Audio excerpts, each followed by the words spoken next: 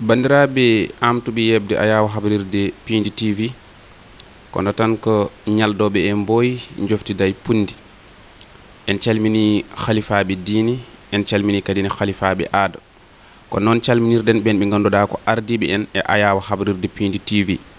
tuggude baba Abou Samba Diop lewlewal pinal ha yetti o mo ganduɗa ko Dawoud geddaɗo Maymouna Tafsir Dawoud Mariata Samba Gaysiri ko noon ha yetti o mo ganduɗa ko Tata Leyla Ndiath ko noon calminirɗen bandiraɓe kala ko aadi bil aadi salade aadi ɓuuri firtude aadi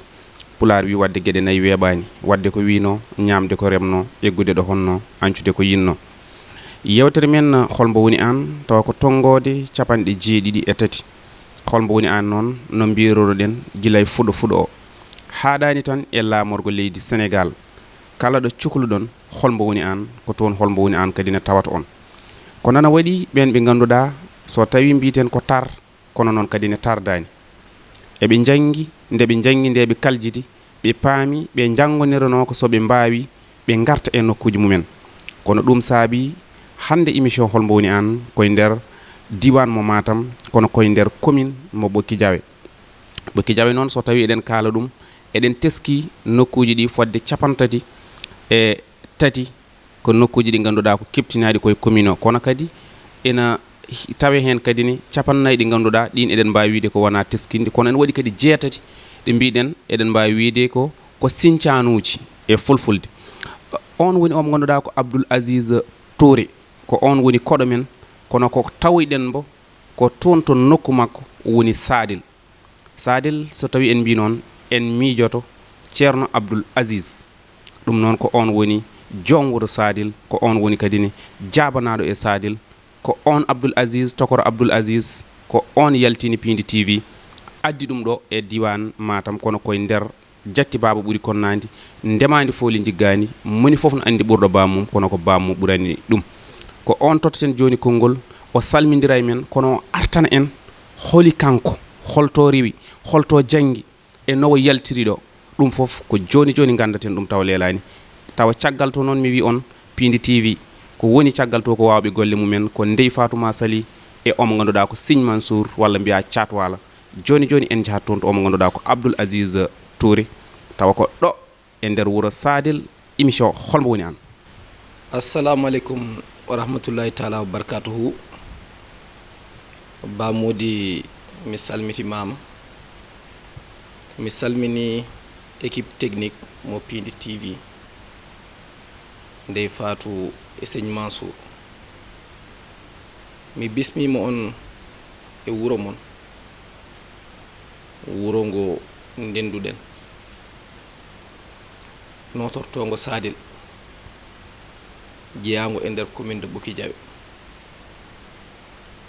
min beltima no feewi e golle Pindi TV ko média mumin keptini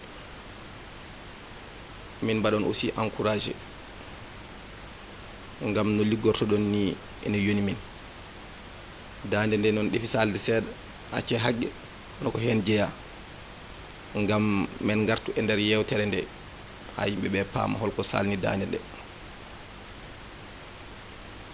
a waɗi posé une question pertinente manam a namdima ko waɗi fayida ko gonga noon Ba Mody haalde hoore muɗum wona hunde wemde nde won noon aada men e needi men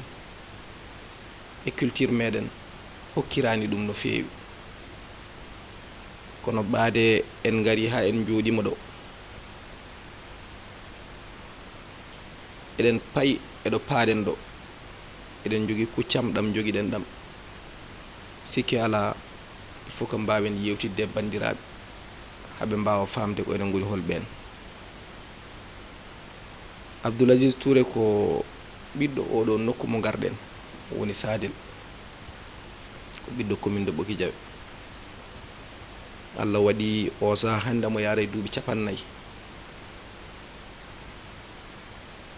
so tawi koto banggue liggey volet professionnel Allah waɗi mo ingénieur e jangde makko amo liggo e nder gandal makko à travers cabinet mo ganduɗa aussi ko kanko jeyen ɗum hoore makko to laamorgo leydi to en wiye Dakar. Abdoul Aziz Touré so tawi en gari e banggue politique woni dawrgol amo walla le président de la république Macky Sall e nder liggey muɗum nde won noon amo heptinimo amo heptini no liggorto ni amo faami gollal makko ɗum waɗi hande amo wallitamo e démarche mo jogui o ngam enen fof eɗen jiiɗi ɗum ɗo ko ene innira émergence mbawin yiide ɗum jettuɗen ɗum ngam ɓesguji meɗen no mbaɗi ɗum mérité. Ha joni e nder dawirgol Abdoul Aziz Touré ene ardina omo ardina mouvement mo ganduɗa hande ko mouvement local ene wiye ummo e jonde. Ummo e jonde noon so tawi hande neɗɗo naati e nder commune o yeehi e yimɓe ɓe o naati e gure ɗe en profondeur ma o faam ko taki wiya yo yimɓe ɓe gummo e jonde ngam ko heewi hande ene namdi darde ko hen noon mbaɗɗen invité bandiraɓe ɓe on mouvement ummo e jonde noon ko kañum min darni ɗo localement mbaɗa andi noon men gartu hen e nder yewtere nde ko oɗo woni Abdoul Aziz so tawi eɗen mbaɗa ɗum résumé. Mi salminima. ɗum noon en paami kadi haala o mo ganduɗa ko Abdoul Aziz Touré kono joni joni duttotoɗen nde tawno kadi ne hollidde neɗɗo o haalde hoore mum wona ko weeɓi kono émission holmo woni an ma on gandu tigui neɗɗo o haala hoore mum tigui hano hannirta ni. En calmini o mo ganduɗa ko Mary Teuw Niane mo ganduɗa ko oɗo Abdoul Aziz woni dewɗo e makko e tonggode men capanɗe jeeɗiɗi ɗiɗi kono hande ko capanɗe jeeɗiɗi e tati. duttotoɗen ko ɗo e Matam tigui jangde ma less mbaɗɗa ɗum kono kadi min nani e kolce bamɗi ɓe mbi Abdoul Aziz Touré o yaltine leydi ndi o woni Waalo Fendo o wi kanko yo artuga o rutto caggal wallidde leydi makko firti so tawi min paami embo wawno wonde jooɗiɗo toon tan tawa ko toon o naftodiray woɗeɓe o wasa artude ga kono ɗum so jaabima ɗum o haljiti eɗen gandi mouvement umma e jonde ne ma en gar hen gartana min e ko ɗo jangguɗa e Matam beela ko wiyete ko a yaltine leydi ndi aɗa joguino toon gollal ɗum sono woodi walla woodani. Bamudi ɗum ko hunde wonde ena gasa wasata so tawi temps o hokkiri jehen ha ɗo fof fuɗɗiɗo woni école biyeteɗo école gonɗo ɗo e nder ngoɗo wuuro Sadel ko ɗo de mbaɗɗen primaire meɗen ɗo e ngoɗo wuuro ha Allah hokki en entrée en 6e meɗen jaaɗen toon nokku no wiye Matam Allah waɗi aussi ko toon mbaɗɗen collège meɗen parenthèse tokoso tan Allah wallino aussi e nder jangde ne heewi quand même ko ganduɗa ko kala kena waɗe Allah ardina hen yimɓe wona e meɗen noon koye jomiraɗo to Matam to nde mbaɗɗen collège ha Paris gila eɗen pamɗi eɗen gonno sukaɓe yiɗɓe défi manam so wiyama wonde nokku ene ɓuuri sattude e gueɗe ɗe ko toon jiɗɗen yaade ha kumpitoɗen holko woni ko satti ko ndene on saaha en ɗo Matam ɗo eɗen nananno ardinoɓe en e nder jangde aɓe kaala haala série goto ene wiye série E aɓe kolla wonde ɓurnoɓe heptinede e jangannoɓe ɗon ɗo collège Matam o ene famɗi jaaɗo toon ha waɗi hen réussir te pourtant ko sukaɓe ɓurnoɓe heptinede ɓe kolliti wonde ko hunde nde ganduɗa ene satti ngam ko ɗum nawdi ko ene muusi nden mbaɗa yetti tout juste à Matam mbaɗa yaare duuɓi 12 ko ñande hen mbaɗmi décidé wonde en classe de 6e somi dañi BFM ko série E mbaɗanmi noon Allah wallinde dañmi BFM nde mbaɗmi choisir oɗon série woni série E o gaddeɗen lycée biyeteɗo Limamou Lay mo Dakar ko ni yaltini en e région de Matam nawi en Dakar. Allah walli aussi mbaɗɗen oɗon série ha joni aussi no Allah walliranno ni amo wallira noon eɗen gardotono e nder jangde meɗen e dañten bagne aussi même chose pamɗen doole ngalano jinnaɓe wonko mbawa wonko kattanano amin gandi amin nela donc il faut min ƴewno min darori moyen ji ngalano pour wadde concours aji kewɗi hayso tawi ene yiɗano par ce que des fois wadde multiplier chance uji ene moƴƴi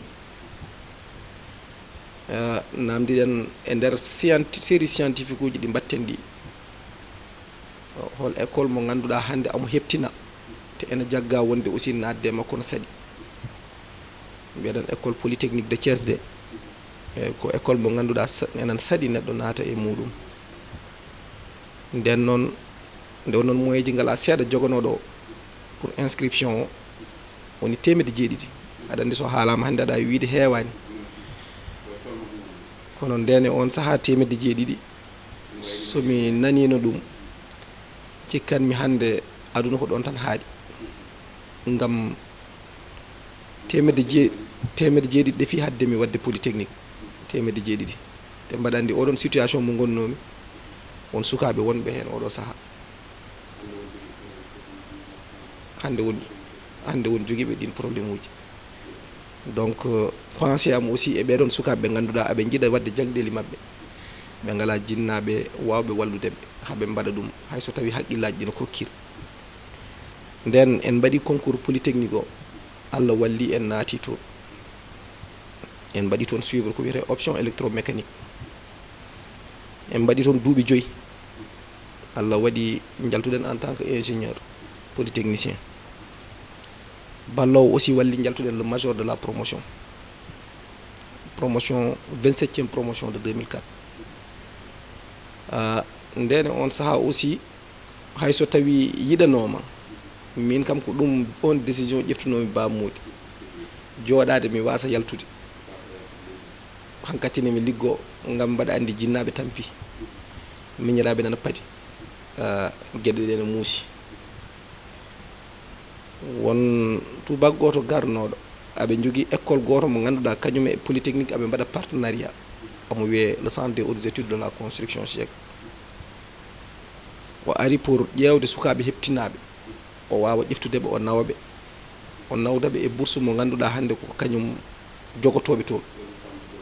kañumen tambotoɓe ɓe mbasa tampude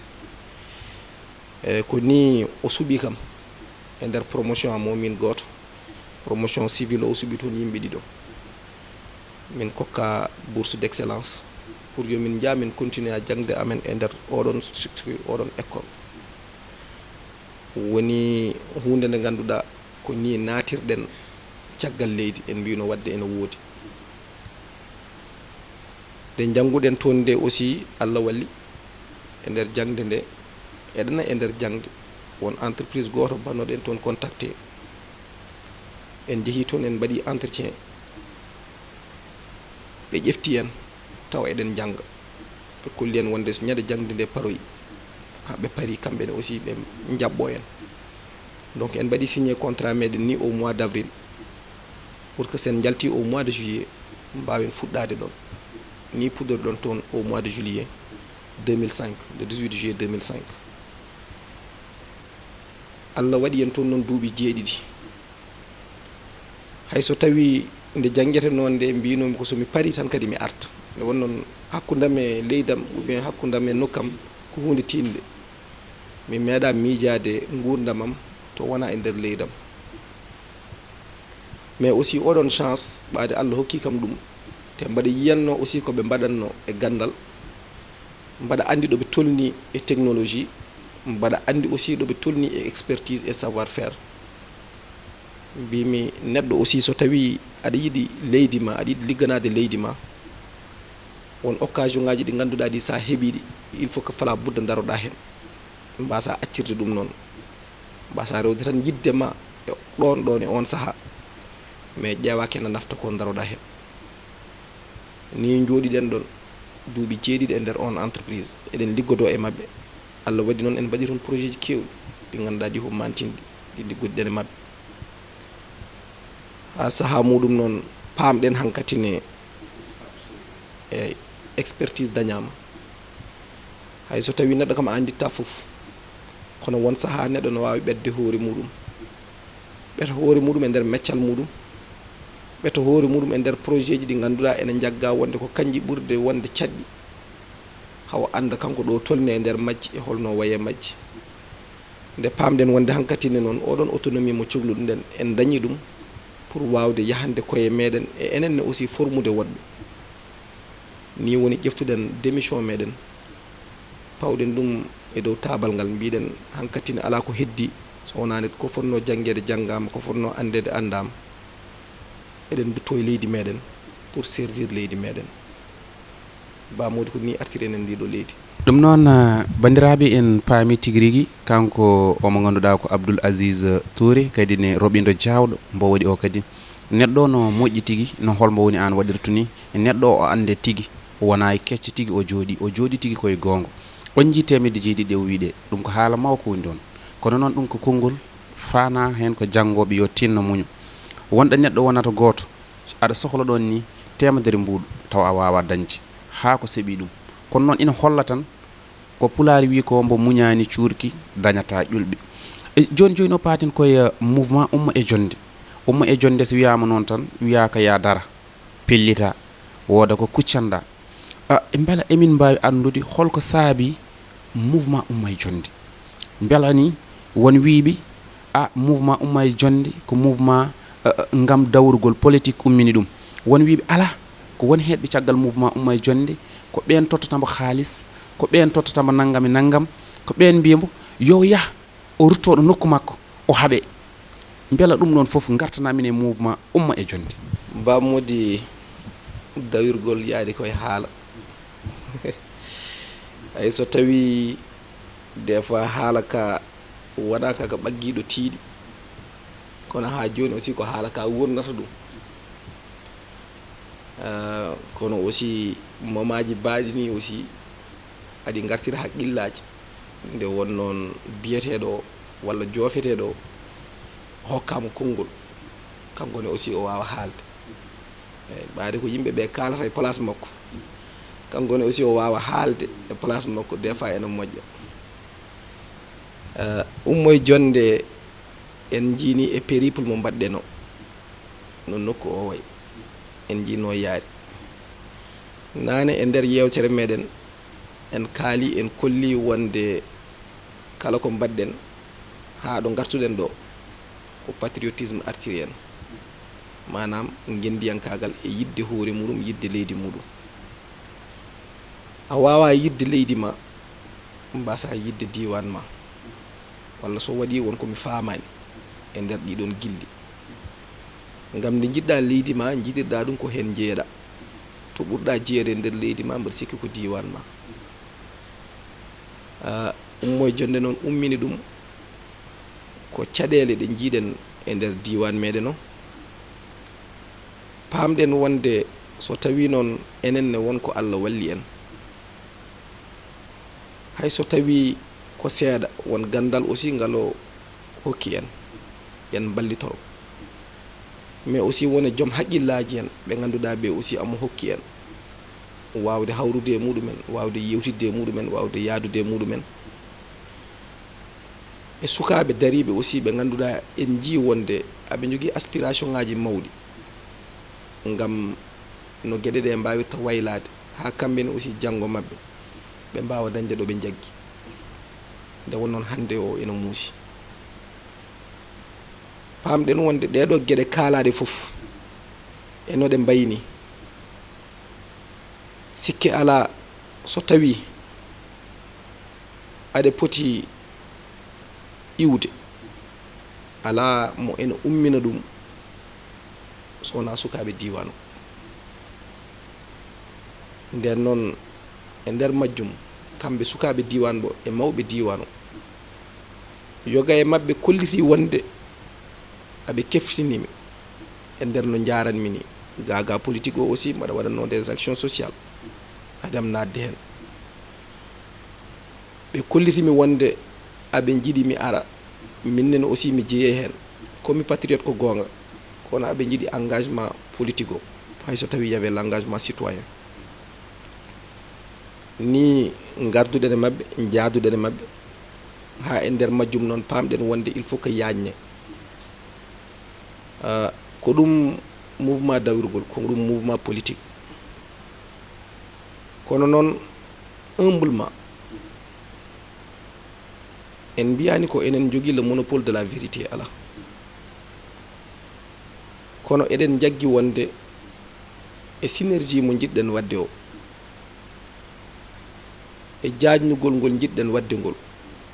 e jewte jiɗɗe peŋede ɗe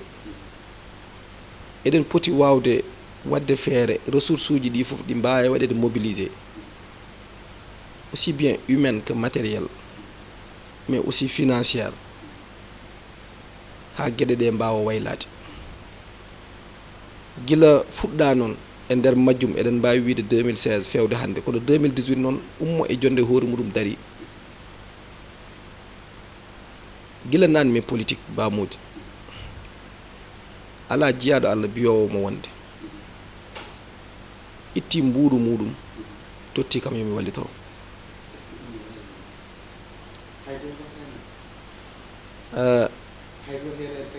aɗa andi joni mi huccita e caméra o mi haala comme ça yeeɓoɓe ɓe darami e nder guite mi daraɓe e nder guite kala jeebɗo anda wonde ko Abdoul Aziz Touré woni ɗo ko kanko woni e haalde nde noon omo huccita e caméra o ene yiye hunuko ko ene haala haɗum ɓeydo leerde ala on politique meeɗɗo ittude mbuuɗu walliddemi eko mbaɗanmi ko fof gila puɗɗimi politique ha joni ha 1 centime walla ha litre gasoil mbaɗanmi e nder ko liggotomi ko koye jawdam guittumi koye poosam guittumi koye liggeyam guittumi contribution ngaji ɗi mbaɗmi sur les 3 élections à hauteur de 10 millions pour le président Macky Sall woni élection référendaire élection législative très bien joni wadde mami accu garten hen ɗen gueɗe foof ala hay goto mo en itti mbuuɗu walla litre gasoil ene waɗi contribué eko mbaɗanmi ko hande ni contribution ngaji mbaɗaɗi joni ɗini eɗen mbawi wiide ko yumɓe ummo e jonde ɓolɓe wonɓe ɗo e nder ummo e jonde mon foof e mbawka muɗum defa pour no yaari kono financièrement to banggue jawdi ala meɗɗo ittude mbuuɗu walliti Abdoul Aziz e nder mouvement ummo e jonde wadde ummo e jonde yo yimɓe paam wonde ko mouvement baɗɗo autonome baɗɗo libre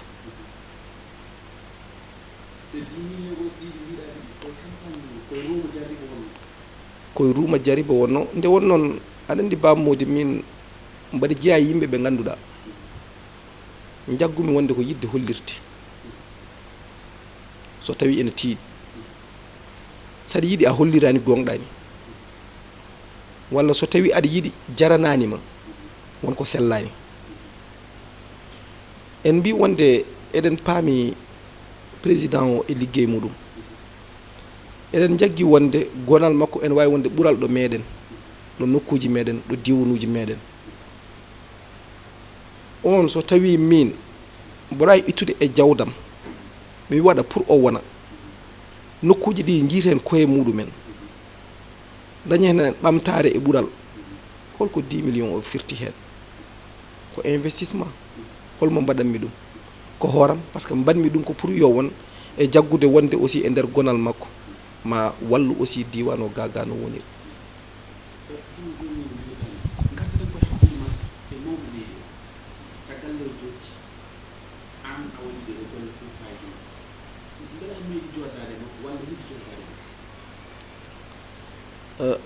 bamodi komi suka mbaɗa woni e daworgol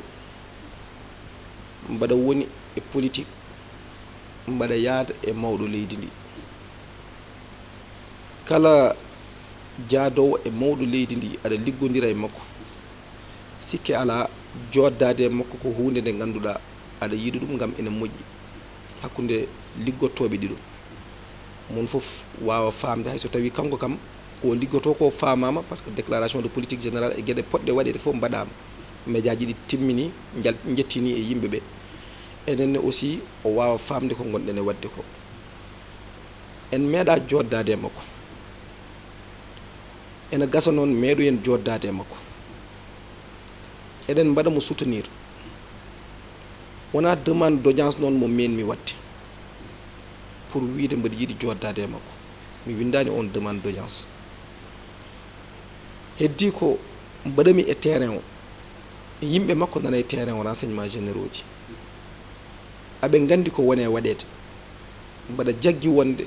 kala ko yonti weeɓa te jinmi aussi bamude ko so tawi mbaɗa jogori yiyede yo taw ko liggeyam heptina jeeyaɓe wona yidde yiyede pour hebde hunde kono yidde yiyede e dow liggey keptinaɗo peut être hebde hunde gam tout simplement défi ji gonɗiɗo ɗi il faut wooda ko heɓa pour wooda no wallira ɗum noon bandiraɓe en paami tigui o mo ganduɗa ko Abdoul Aziz Touré kadi ko haali ko ɗum ɗo neɗɗo fof ko ni foti waɗirde saabu daranade rendo mum famde ni mbinomi ni nani so tawi neɗɗo janggui ha faami ko ni tigui foti wadde ruttade e nokku mum tigui rigui kono en jii kadi ni lappol mangol lappol timmogol e nder commune makko ina tawe hen ɓe o yadata o mo ganduɗa ko Oumara Thiam yantude ɓe ganduɗa ko Houleye Diatara en on maw arɗo yesso haaldude men Abdoul Majib Touré Cheikh Oumar Dieng Elhaj Sada Ndongo Saydou Gadio e o mo ganduɗa ko Mamadou Sarr Kadiata Diaw e Houleye Dollel Thiam e Aissata Gaye Aissata Thiam Aissata Ndiaye Hawa Tall Aissata Sakho Oumou Ly Mabo APR e Ramata Thiam Oumar Sy Oumar Saydou Gisi Abdoul Ka Ibrahim Ka Baydalla Pam Ibrahim Pam ɓe koye lappol o mo ganduɗa ko Abdoul Aziz Touré jeeya lappol ngol ganduɗa kadi natama e nder commune o hana hanirtu ni nokkuji gonɗi ɗi commune o kala ɗo yettako e banggue lappol ngol nelaɓe nelama toon kalde mabɓe hana hanirtu ni ma en garto hen kono joni joni o jaaden koye ko o mo ganduɗa ko Houleye Diatara to batte gonka commune o to batte mouvement Ummay Jonde holko addi ɗum hen e holno yiri commune o ɗum ko Houleye Diatara joni kanko arata joni joni en jahat toon nde Fatouma Sali ko kanko arata joni bandiraɓe ko noon tan en jahatɗo o mo ganduɗa ko Houleye Diatara ko kanko tigui artanto en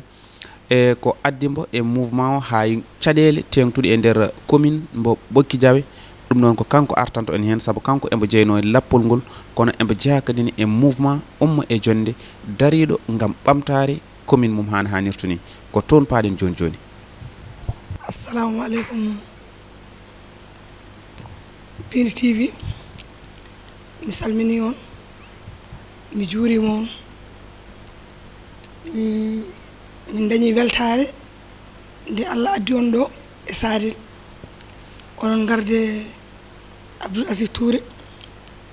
e weltanade ɗum e ko woni e dow muɗum ko mouvement Umma Jonde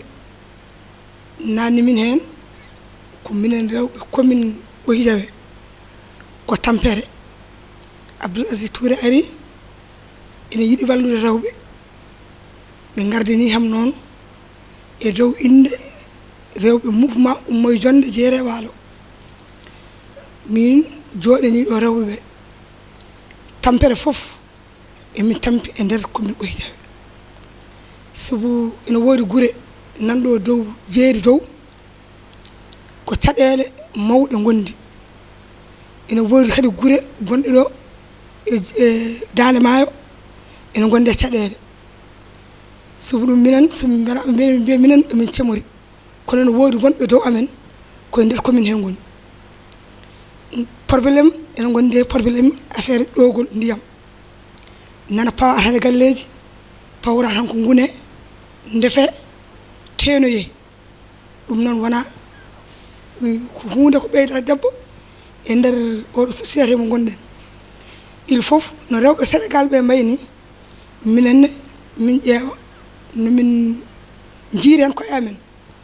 kono min jiyani koye amen e nder commune he Abdoul Aziz noon ari wallodirde amen e yurmade amen no min goniri ni ene jaggani min pelle kewɗe nanɗo omo yurmi ɗumen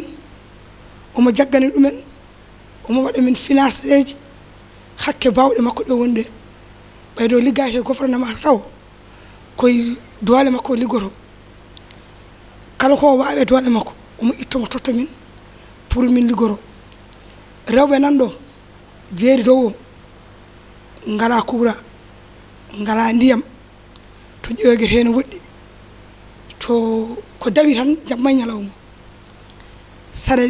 a sellani a ala hayto safroyɗa so pawgal umminima nder jamma a ala lawol to dewɗa ɗeɗo balɗe min mbaɗɗino lappol min e équipe rewɓe ɓe gondumi ɓe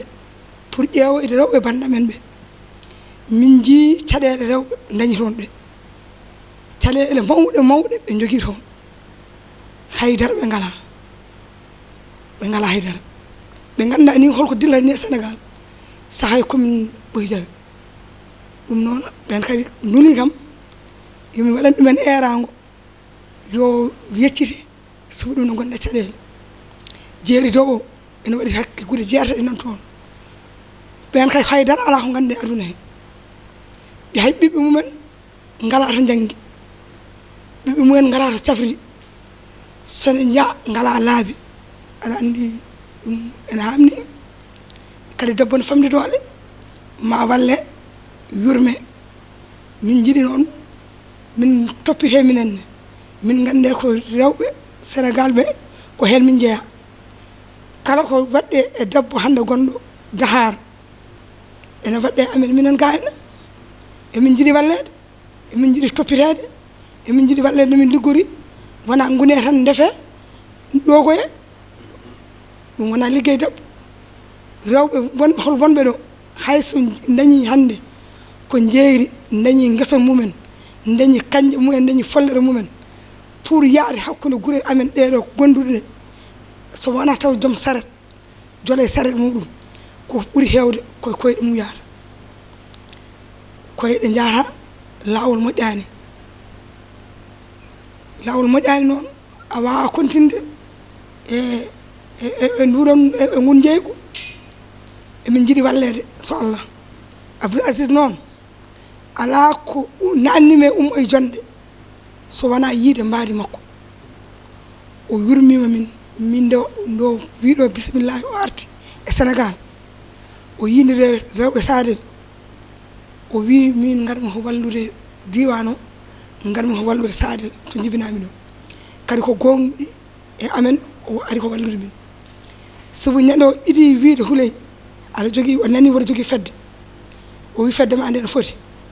mbi feddam nde komin temedere e yimɓe jeetoto ko kanko iɗi ittude ujunnaje nogas o tottimi o wima yami fewnoya kayitaji min pewni kayitaji min mbaɗi GIE amen min jooɗi yeehi ha woni dumunna o arti ɗo o itti 1 million o totti min o wi min liggo aɗa andi on ari ko wallude min so hewɓe mbaɗi hono noon rewɓe tampata rewɓe lorotako kono rewɓe ne jogui caɗele wammude taw komin haalantuma rewɓe ne jogui caɗele surtout ma ay rewɓe commune mo Ɓoki Jawe emin jogui caɗele emin jiiɗi noon wallede min ñaguima noon erago baɗo no wayni no Abdoul Aziz wayni wiyoɓe gar ɓe mballa min e tampere nde min gondi nde ɓe mballa min ɓikkon amen kon ko ɗum woni yahara amen janggo ɓe mballa min no jangguiri ɓe mballa min no safrori ɓe mballa min minen a dañani woyndu a dañani forage a sa yiiɗi safrade ala safroyɗa sa yiiɗi yeyde ala ko jeyɗa ɗum jomum gurdam mum no muusi ene muusi gurdam tawi min gondi ka hen ɗum noon en beltima kadi han hanirtuni ne tawno Houleye Diatara o waɗi roɓindo jawɗo joni duttoɗen tan koɗo batti commune to en jii lappol ngol ko yimɓeɓe goyti ko ɗum ma Aziz aroy hen beela wonko meeɗi ummade e commune o arani rewɓe walla arani sukaɓe lappol ngol fof ma Pindi TV hollir hana hanirta ni ma en gartu hen joni so tawi eɗen dutto e Abdoul Aziz caɗele ɗe kalɗa ɗe ko caɗele ɗe commune ɓokki Diawe wone woytade bandiraɓe ina wayna hojomaji men ɗi koko kuuɓi joni ma en dokkumo tan hayso hojomaji joyyi en ji sukaɓeɓe kadi rewde makko hana hanirta ni mi wi on ma on jeɓɗum e Pindi TV sukaɓe ɓe ganduɗa ina ndewema kadi min ji omo ganduɗa ko tanum rasulu sallllahu alayhi wa sallam woni Sarif Amadou Haydara jaaɗoto katoto final mo ganduɗa kadi waɗino kanko jabde tigui yaadudema saabu sukaɓe wiide oɗo emin keptini ɗum o fadani hay nokku Sarif ni kanko haali ma ayaw habrirde Pindi TV hollir o wi ko yi ko o ƴeewima o andi an dawrugol nawranimo sukaɓe nana ndewema ɗum ko oɗo fayido mo ganduɗa oɗo stratégie beela mamin gandu ɗum e hakkude ma Sarif Amadou katote ɗum ko holno arti Bamudi des fois Allah na winda yimɓe o rindinum ɗumen jikkuji tawa ɓe jiidani tawa ɓe ndendani nokkuma ɓe koɗi mone mabɓe fof wonno Allah windiri ɗum wonko wone wadde te ko goto o watta banggue goɗɗo goɗɗo ne waɗi ɗum banggue goɗɗo mais ha joni opportunité ɓe mbawa hawrude tawa dañaka ɗen gueɗe so tawi ɗe mbaɗi yimɓeɓe soɓe jiitodiri maɓe paam tigui wonde dekete kuccam ɗam ko ɗam gotam ɗo mabɓe ɗo ko ɗum woni hakkude meɗen e Chérif Aidara mbaɗa salminamo noon mbaɗa welti no feewi e nomin jarirta ni mbaɗa faami no liggorto ni mbaɗa faami yidde nde o yiɗi nokku makko woni yidde aussi enen nde jiɗɗen nokku meɗen Allah walli noon nde woni nokku dendaɗo hakkude meɗen ko neɗɗo ɓeydare ngam kala ko dañi heewi famdi amona renda ɗum e sukaɓe jeeri downaɓe eɗen mbawi wiide ni plus que cela amona renda ɗum e sukaɓe commune de Ɓokki Diawe enen ne aussi heewi famde kala ko dañƴen eɗen ndenda ɗum e yimɓeɓe Bamodi peut être mami waɗe surprendre somi wima wonde ɗum ɗo le fait que sukaɓeɓe ne ndewe amen ala stratégie hay goto anen holko woni stratégie o komin jogui ko amin ndenda ɗum e yimɓeɓe anniye momin jogui o amin kolliɓe kala ɗo min mbawi darade ko kamɓe min daranto ɓe paami wonde darde amen ko darde mabɓe te ɓe paami wonde darde nde min daroto nde so tawi Allah hokki min komin jiiɗi ko kamɓene aussi Allah hokkiɓe koɓe jiiɗi ko ñande min dañi sagoji amen e ngol ɗo dawirgol ɓe daña sagoji mabɓe ndiɗo leydi woni d' abord yidde jettade commune o kono kadi ha joni ken ɓiɓɓe sénégalais ji en gaddani koye meɗen mbiɗen eɗen mbaɗa ɗumen cloisonné wonde aduna meɗen koye commune tan kalneten ɗum e nder ambition ala eɗena e nder commune o mais en même temps eɗen jiiɗi janggo e jaam yaade e nokkuji goɗɗi ɗi ganduɗa ɗi jonɗe goɗɗe ne mbawi waɗede toon ha gueɗe goɗɗe mbawa taƴede toon ɓenna enen ne mbawen jooɗade toon jooɗonɗen toon commune meɗen mbawen jeeyede walla mbawen tawede nde ɗum taƴete nde mbawen fooɗanade gartiren nokku meɗen ɓe paami ɗum ko ɗum waɗi hande aɓe ndewe meɗen mawɓe aussi ne ndewe meɗen mais aɗa andi cukalel ko kañum woni énergie kañum woni dynamisme manam kala ɗo yimɓe kawrata so tawi énergie o nan ɗon ko kañum ɓurata yiyede donc ɗum waɗi sukaɓe ne jiiye gam ko kamɓe goni la population mo ganduɗa ko kañum ɓuuri wadde mobile kañum ɓuuri dillude kono e nder ko wona ko mbaɗa wanma rassuré mawɓe ɓe ganduɗa a wawani miijade wonde hande aɓe mbawi hoolade suka tokoso koye mabɓe noon wona e enen hande aɓene jaade meɗen e nder ngal ɗo jaɓɓal aussi en jogui e nder meɗen sukaɓe felliɗɓe ɓe ganduɗa ɓe hande ala ko ɗum jaranani ɗumen e darde coordonnateur nan ɗo jooɗi Elhadji Sadou Ndongo Oumar Thiamen a limtiɓe docteur Touré en ɓe ganduɗa ɓe hande soko gandal muɗumen enen mbawno wiide mbawa rewde hay goto ene mbawi yaade e cate muɗumen e tant d' autres ɓe mbimo limti juuma Ousmane Kanen ɓe ganduɗa ɓe nanan Dakar Chérif Abba en ɓe ganduɗa ɓe hande ko kamɓe jooɗani en diaspora mais ɓeɗo foof aɓe mbaɗa liggey pattamlamo e oɗo huuley aussi kalɗo joni mbaɗa waɗamo remercier gam e nder rewɓe ɓe amono dari tigui te ko avocat rewɓe amona dari pour que condition mabɓe wawa waylade no feewi ko ni tan de woni stratégie amen ko wonde e wonande yimɓe ɓe e hollidde wonde kala komin mbawi mamin tottu ɗum yimɓe ɓe kala komin dañi mamin ndendu ɗum e mabɓe kamɓene aussi ɓe paami ɗum eɗen jetten Allah par ce que c'était l'objectif. ɗum noon ko konngol mbayniiko haala ka no wayi waɗi fayida no feewi kono ko hojomaaji ɗi kuuɓi o waynoto joni joni kono kadi ne konngol makko fewde e commune makko kono ko konngol makko fewde e wuro makko kono ko konngol makko kadi ne fewde e ayawo habrirde Pindi TV e jaltugol émission hol mbo woni an haydam waynade mi weltano on mi waɗa on félicité en gondi balɗe mbaɗa wawi settade hande ɗo e yeeso caméraji moɗon mi yirani on so wona professionnalisme liggey moɗon no mbaɗirton ɗum ni min de ene yonimi ene weltinimi te ko wona min goto welti hen ummo e jonde fof weltima hen wadde par ma voix et par la voix de ummo e jonde amin mbaɗa on remercier no feewi konngol fewde e wuro meɗen Allah waɗi ken ɓiɗɗo Sadel Nadio Allah waɗi iwata ko ɗo gummiɗen ko ɗo giɗiɗen nelede ko ɗo gartirɗen nelal ko ɗo kollidɗen yimɓe ɓe aussi ko jiɗɗen eɗo jiɗɗen faade fandare nde haalama yiyande nde haalama eɗen kolla Sadel naɓe ha joni wonde yoɓe paam ko wona e dow majjum ko caɗele jiyaɗe ɗo ɗe ko kanje jiɗɗen wadde feere no ɗi gussori véritablement et durablement caɗele meɗen e sukaɓe meɗen caɗele meɗen e cuuɗi cafrirɗi meɗen caɗele meɗen e taliji garoji ha ɗo accessibilité meɗen caɗele meɗen e caɗele meɗen ɗe ganduɗa hande en mbawi wiide eɗen limtitade ɗen caɗele gonɗe e Sadel ha no neɗɗo yettirto ɗum ko kanje goni e nder commune o surtout e nder guure ɗe ganduɗa ɗe hande guure fulɓe ɗe en jii yoga e wona pour wadde stigmatisé kono c'est une réalité won guure ɗe ganduɗa hande hay nokkuji ɗi sukaɓe jangguiri ngala won guure ɗe ganduɗa hande hay ndiyam potable de l'eau potable ndiyam ɗam ganduɗa ko keela ɗam neɗɗo wawi yarde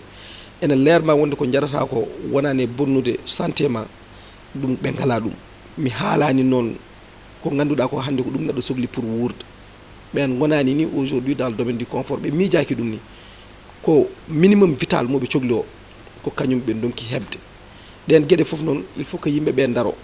amin nodda ɓe amin nodda ɓesgu ɓoki jaɓe amin nodda bandiraɓe foof yoɓe gar ɓe jagga e oɗo mouvement ɓe paama wonde wona politique politicien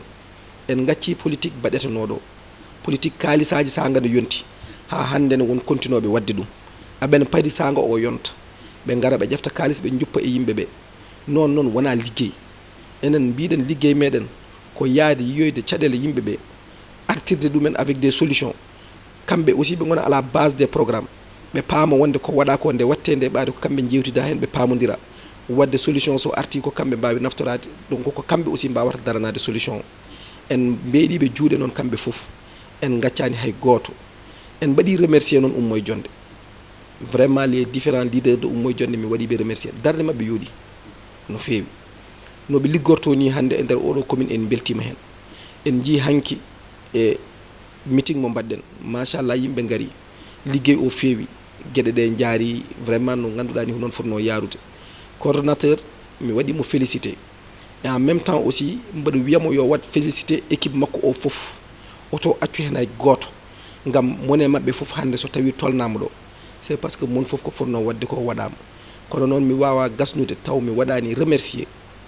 e indam e inde Ummo e Jonde oɗo jinnaɗam Bab Abdoul Majib Touré mo ganduɗa guila fuɗɗi ha joni o ala haaju so wona haajam o ala hammu so wona hammam kala e saaha ko kanko ɗoftatami kala e saaha ko kanko ñiɓatami kala e saaha ko kanko susnatami wadde Bab Majib min beltanimama no feewi yo Allah yoɓ moƴƴere